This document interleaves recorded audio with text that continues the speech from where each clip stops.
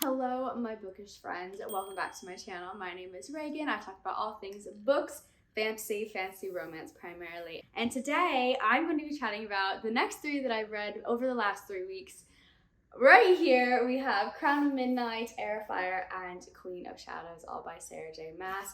Technically book 2, 3, and 4, but I do, now that I've finished Queen of Shadows, I do consider the prequels to be book 1, and I recommend reading those first. I'll get into a little bit about why I think that is. This video is going to be spoiler free. I'm going to try to keep it quite short and just talk about what worked and what didn't work for me in these books and what I expect to come in the future. And if you want to hear some spoilery thoughts, I do have them. I can do a separate video though for those of us who have read the books, because I think that would be the most fair, and I want to keep this one spoiler free so that if you have not picked up this big series, because I think it can be intimidating, especially if you have not read J Maas before, you look at this and you see 8 books and you're like, oh my god, I don't have time for that. This is a video to check out because I'm going to share with you what to expect and what I expected going into the series and then found to be different. So yeah, very excited to talk about these, but I need to get some water. I'm playing catch up today because I had the flu. My phone was stolen recently, so if you see a lot of videos of me looking like this, it's because I'm shooting a bunch of content in one day because I'm like a month behind schedule. So you're going to have an influx of videos coming out to you very shortly. You get nothing for 3 weeks, then you're gonna get a bunch of videos. So that's the plan, fingers crossed. Okay, but let's talk about this series because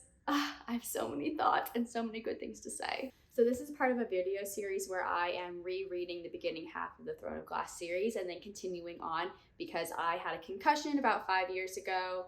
Yeah, four and a half years ago? Something like that. It's been a while, but I had a concussion and I never managed to finish reading the books, so I was giving them another shot.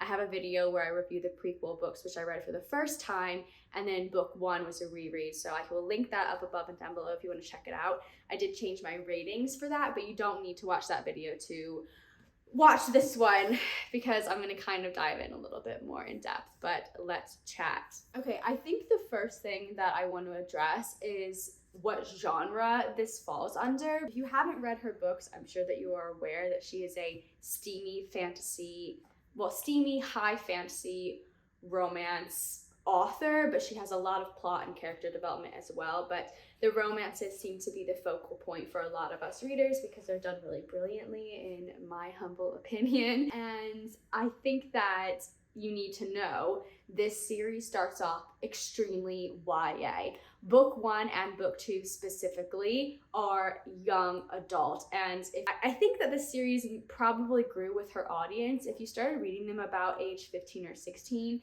as the books came out over the years, I think that the maturity of the books leveled up with the original readers, and that's brilliant. And I think that she's also done that with A Court of Thorns and Roses, which I started reading that when I was maybe 19, and then obviously by the time I was 25 and A Court of Silver Flames came out, that was an adult, mature fantasy romance book, and it matched what I'm reading currently in my stage of life. So with this, know that it starts off YA and it will become adult, but it takes several books to get there, or new adult maybe I should say.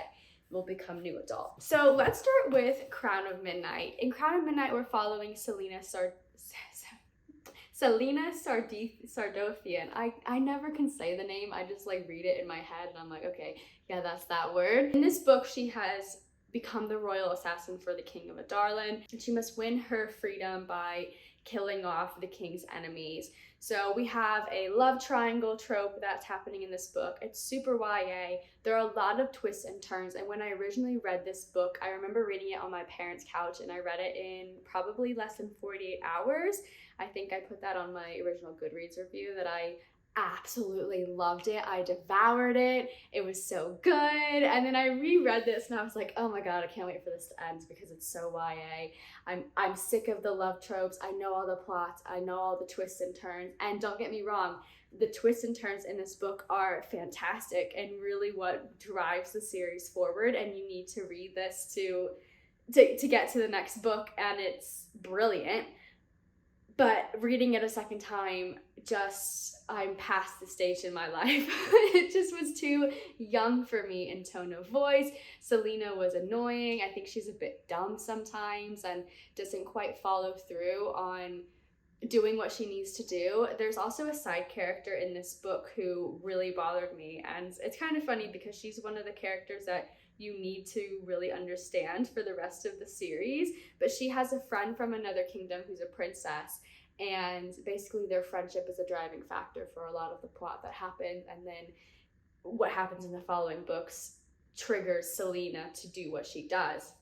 So while she's important, I just think that she's annoying. And if you read this series, let me know what you think. But I just think she's too high and mighty and doesn't like push Selena in the appropriate way. There's an appropriate way to do things, and then there's, I can't say what it is without spoiling it, but let me just say that it's vicious and over dramatic, maybe is the right word. But Crown of Midnight, I gave 5 stars when I originally read it, and upon rereading it, I don't want to change my original rating of 5 stars because when I read this book, the plot twists and turns really like got my heart, and I was like, oh my god, this is amazing. I loved the love triangle, specifically loved the particular love interest that we were supposed to be following in this book.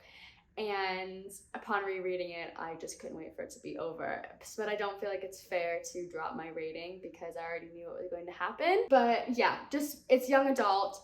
However, Sarah J Maas is a master storyteller and weaver of plots. So she's weaving in things from the prequels, from book 1 into book 2, and I can see that tapestry being sewn together now that I've reread this book. And so when we move on to Heir of Fire, I think it just levels up. So this is a book that when I originally read it and completed it, I thought it was a filler book and it was too slow.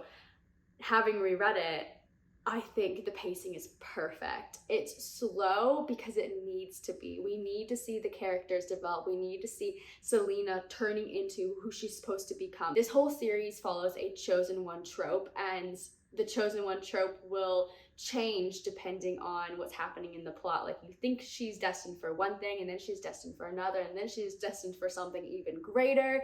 And the character developments in this are fantastic. We see more of Selena's past coming forward. We see a lot of side characters, and they're really fleshed out in this series. One in particular, I think is kind of like a prequel to Rhysand because he's known as Darlin's whore. I don't want to say who he is because I don't want to spoil anything, but we know that Rhysand was Amaranthia's whore or Amarantha's slut or something in A Court of Mist and Fury. So I can see where Sarah J Maas kind of borrowed from her own repertoire. But Heir of Fire, we see Selena journey and venture off into a different part of the world, which is really fascinating. We see more about the Fae, we learn more about the history of this world. In particular, I see the influence of, or maybe not the influence, but if you like Game of Thrones, you like the very vast world that's developed quite well with a lot of history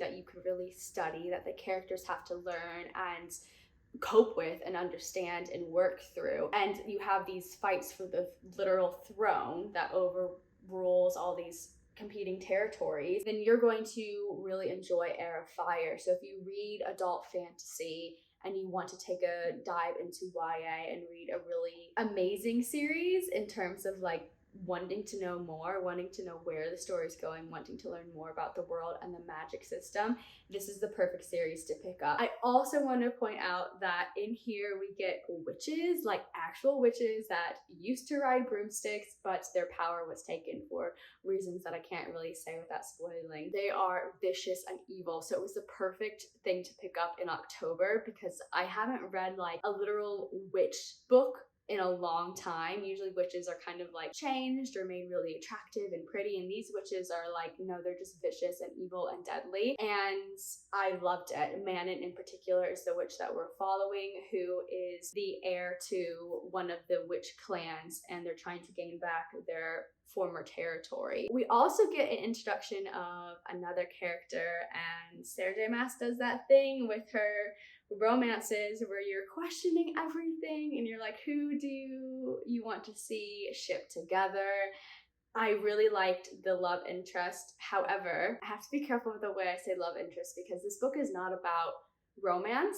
It's about Selena's journey and her character development, and it's also a chance for Sarah J Maas to build and expand upon the world and tie in again things from the prequels, things from books 1 and 2. So she's done a fantastic job with that. But I can see why people think it's a bit slow. However, I did give this one 5 stars. I thought it was great, and for what it is, it did its job. Moving on, we get what I think is the best book in this series so far, which is Queen of Shadows, which is technically book 4, but 5 if you count Assassin's Blade. This book must have come out like right before Queen of Shadows, but I read it before book 1, like I said, went upon my reread. So much of what happened in the prequel when Selena was 15, 16 years old comes up in Queen of Shadows, and you see again Sarah J Maas like weave everything together in a really intricate and precise way, but also opens up so many doors for the books to go further. This was the book that I had read maybe 200-ish pages before I was concussed, and so I was like, oh my god, I don't know where it's gonna go from here. After I hit that 200-page mark where I really didn't know anything that happened afterward, it was really an exciting read because Sarah J Maas has changed the game. At this point, we're reading a YA book that's turning into new adult. The stakes are much higher. The writing's fantastic. The world building is fantastic. The magic is fleshed out. The history is getting fleshed out. Everything's coming together. We see a lot of betrayal. We see a lot of new relationships growing. We see some of our favorite characters battle things that are just absolutely horrific. And I think Sarah J Maas does a really good job of portraying really sad and dire circumstances, but making it digestible to read about. Things like slave trade and prostitution and murder and just horrific things, but putting them in a really compelling way that you're like, oh my god, I can't put this down. And so I read Queen of Shadows the entire week that I was sick, and it really did like get me through that flu I had. So good. I will say that one character, and I'm gonna say the name, Cole pissed me off in this book.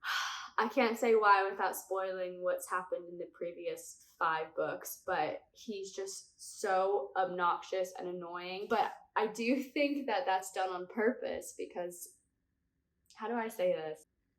While Cole pissed me off, I think it was done purposefully and also done well because Selena and Cole butt heads in this book, and we understand from a third-party perspective why they feel the way they do, why their actions and their thoughts are validated, and we see the confliction between the two. And I think that makes for such a compelling read because you're like, can't you just get along? And when they're not getting along, you understand why they're not getting along. And not all of the characters are likable. Selena herself is not always likable, and I think that's great. Morally great characters are exactly like people. We're not perfect. We are not always just the fantastic, great chosen one. Like, Selena is flawed. She's a flawed character who makes mistakes, who doesn't listen to the people who care about her, who goes out on a limb all the time, puts herself in really dangerous situations, and you're like, why are you doing this? Like, why did you make that decision? Can't you just ask for help? Can't you just do this instead? But it's so good. When this book got to the end, this is the book that will propel us somewhere where I'm not sure where we're going, because at this point, people have died, enemies have been defeated. Where are we going from here? And why on earth would I want to read, where is it? Why would I want to read Tower of Dawn that follows Cole specifically? Because reading Queen of Shadows, I could give a shit about him. A friend of mine did say on Instagram to skip this one, but I'm going to read it. I love Sarah J Maas. I'm going to read it, and if it ends up being horrible, then I'll read it somewhere online, but I'm going to give it a go. I'm currently on Empire of Storms, which is the next book, so that is technically 1, 2, 3, 4, 5 books, including the prequels. So we're on book 6 of the entire series. Selena's already annoying me so much. She's giving me Daenerys Targaryen vibes, like breaker of change, conqueror of all, but I'm beautiful and powerful and everyone should worship me. She's giving me that vibe in this book. This is the book that finally gets the content warning label, contains mature content, not suitable for younger readers. So like I said before, you're gonna need to read 5 books to get to the like steamy stuff. And even on page 75, we haven't gotten there yet. It was going to happen, and then Sarah J Maas was like, no, I'm actually gonna send your character to the other side of the world, and I'm gonna make it slow burn, and I'm gonna make you wait yet again. So who knows when that's going to come up.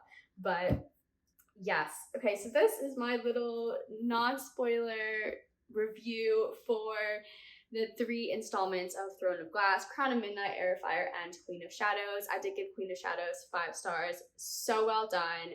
Again, if you like Lord of the Rings, Game of Thrones, epic high fantasy, put it in a YA package, this is a series to read. This will probably end up being my favorite full-length YA series that I've read. I do want to read Truth Witch now by Susan Dennard, so I'm putting that on my November TBR coming up because that's another epic high fantasy series with witches and a vast world and romance, and I'm craving that. So once I finish this series, I'm going to give that one a go. I'm going to end this video here. I know I kind of rambled a little bit. I'm sorry, it's hard to talk about books without spoiling them because I'm screaming in these pages while I'm reading them and like typing viciously on Goodreads my thoughts, but I can't put that all in a video because you can't just jump into books 3, 4, and 5 of a series and be spoiled by it. So if you want to do a spoilerly in-depth video of the Throne of Glass series, actually maybe that would be a good idea. Maybe I'll do a spoilery chat of the entire 8 books once I finish. What's the final one called? Kingdom of Ash. Once I finish Kingdom of Ash, maybe we'll do a spoilery chat. So anyway, thank you for coming to my TED Talk about the Throne of Glass series. You should read it. It's fantastic. Follow me on Instagram and TikTok. My name's Ragan. Thank you so much for watching. If you made it to the end of this video, let's leave a fire emoji for Heir of Fire in the captions down below. Let me know what you're reading. Let me know your thoughts on this series. Would you read it if you haven't read it? Do you like YA fantasy? If you are a new adult fantasy romance reader, I do still encourage you to read this series because I'm having so much fun with it, and the slow burn pace, I think it's going to be rewarding once we get there. We just have to wait it out. Just wait it out. That's what I'm telling myself. Anyway, I hope you have a great rest of your day and you're reading something that you love. I will see you in another video soon. Bye.